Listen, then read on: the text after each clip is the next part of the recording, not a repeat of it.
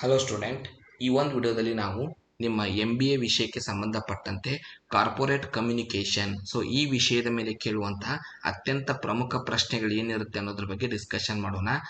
ಈ ವಿಡಿಯೋದಲ್ಲಿ ನಾವು ಪ್ರಶ್ನೆಗಳನ್ನ ಮಾತ್ರ ಅಪ್ಲೋಡ್ ಮಾಡ್ತಾ ಇದ್ದೀವಿ. ಇವುಗಳಿಗೆ ಸಂಬಂಧಪಟ್ಟಂತಹ KUDQ ಉತ್ತರಗಳಿಗಾಗಿ ನಮ್ಮ ಆ್ಯಪ್ನ ಜಾಯ್ನ್ ಆಗಿ.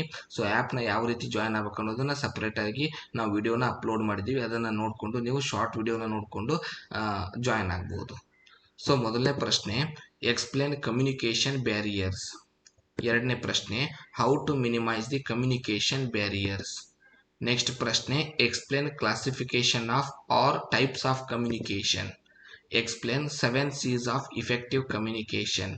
Explain nature and role of managerial communication.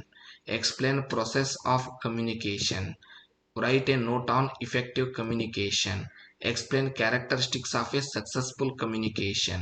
Explain importance of communication in management. Differentiate between business communication and general communication. Explain principles of effective communication. Explain principles of oral communication. Explain principles of effective writing communication. Explain electronic writing process.